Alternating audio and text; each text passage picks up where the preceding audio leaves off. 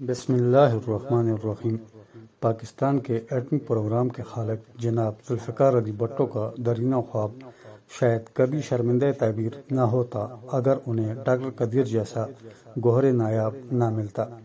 Doctor Abdul Qadeer Khan Pathan قبیلے یوسفزئی سے تعلق رکھتے تھے جو 300 سال قبل بھارتی شہر بھوپال میں جا کر آباد ہو گیا تھا۔ 1 اپریل 1936 کو پیدا ہوئے تھے۔ 1952 میں واپس پاکستان آئے جہاں کراچی یونیورسٹی سے فارغ التحصیل ہوئے۔ مزید تعلیم کے لیے جرمنی، ہالینڈ اور بیلجیم گئے جہاں سے PhD کی تھی۔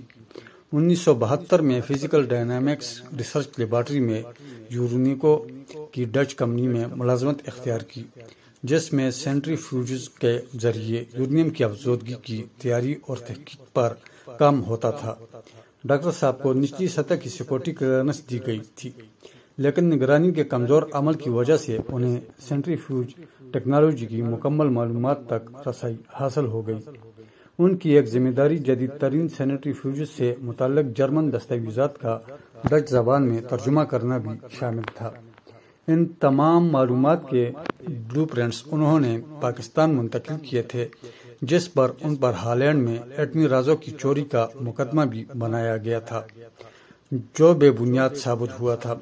اسلامی بم حکومت میں آتے ہی بھٹو صاحب نے جنوری 1972 میں سائنسدانوں کی ایک کانفرنس منعقد کی تھی اور انہیں یہ ٹاسک دیا تھا کہ جلد از جلد پاکستان کو ایٹمی قوت بنایا جائے۔ 20 نومبر 1965 کو بطور وزیر خارجہ یہ تاریخی بیان دے چکے تھے کہ اگر بھارت نے ایٹم بم بنایا تو ہم گھاس کھا لیں گے لیکن ایٹم بم ضرور بنائیں گے۔ اس دوران 18 مئی 1974 کو بھارت نے اپنا پہلا ایٹمی دھماکہ کر دیا تھا۔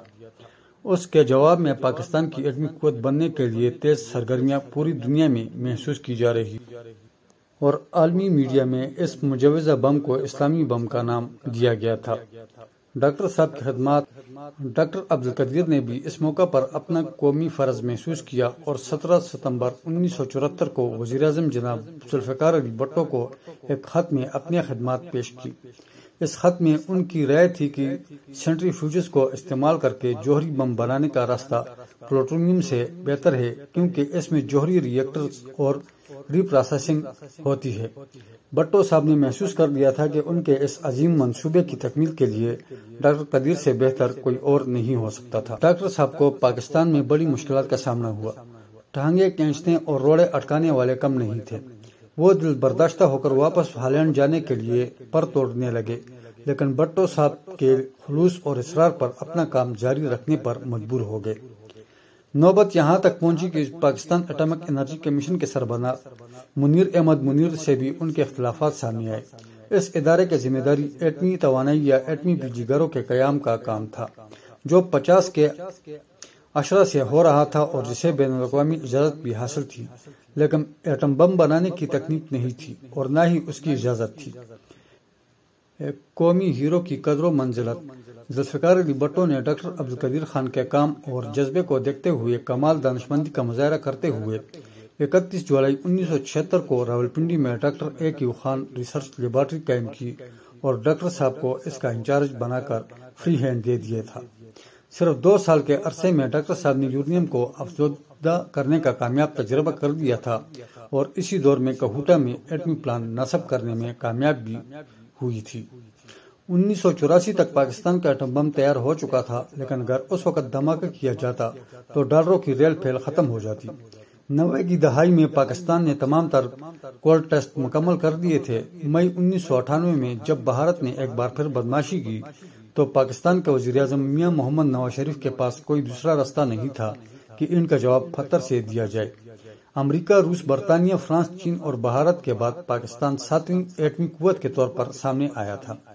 ایک قومی ہیرو کی تصدیق جنرل مشرف جیسے حکمران کے دور میں اس عظیم قومی ہیرو کی بے حد تصدیق کی گئی جب انہیں قربانی کا بکرا بنا کر 4 فروری 2004 کو ٹی وی پر یہ اعتراف کروایا گیا تھا کہ لیبیا، ایران اور شمالی کوریا کو ایٹمی رازوں کی اسمگلنگ میں وہ تنہا ملوث تھے۔ تب سے وہ گھر میں نظر بند تھے اور پاکستان کی اعلیٰ عدالتوں میں بھی ان کی سنوائی نہیں ہو رہی تھی۔ پاکستان کے ایٹمی پروگرام کے خالق کو پھانسی دی گئی اور اس عظیم منصوبے کو پایہ تکمیل تک پہنچانے والے کو برسوں ذہنی اذیت میں مبتلا کیا گیا۔ اللہ تعالیٰ مرحوم کی مغفرت کرے اور پاکستانی قوم کو اس محسن کی کردار کشی پر معاف کرے، آمین۔ پاکستان کے عظیم محسن ڈاکٹر عبدالقدیر خان 10 اکتوبر 2021 کو انتقال کر گئے۔ ڈاکٹر صاحب کا انتقال کورونا سے ہوا۔ ڈاکٹر عبدالقدیر خان نے 1964 میں ہالینڈ کی خاتون سے شادی کی تھی اور ان کی 2 بیٹیاں ہیں۔ انہیں کورونا کا مرض لاحق ہوا تھا اور 10 اکتوبر 2021 کو 85 سال کی عمر میں اپنے خالق حقیقی سے جا ملے۔ انہیں اسلام آباد میں پورے سرکاری اعزاز کے ساتھ دفن کیا گیا۔ اس سے قبل ان کی نماز جنازہ فیصل مسجد میں ادا کی گئی، لیکن اس میں پاکستان کے وزیر اعظم، آرمی چیف یا چیف جسٹس کو شرکت کی زحمت گوارا نہ تھی۔ مقتدر حلقوں میں صرف سندھ کے وزیر اعلیٰ مراد علی شاہ نے شرکت کی تھی، جنہیں ایک ہفتہ قبل ڈاکٹر قدیر نے اپنا آخری خط لکھا تھا اور جس میں شکوہ کیا تھا کہ لوگ ان کی موت کا انتظار کر رہے ہیں اور کوئی تیمارداری کو نہیں آتا۔ ایک قومی ہیرو کے ساتھ ایسا ہی سلوک پاکستان جیسے ملک میں ہی ہو سکتا ہے۔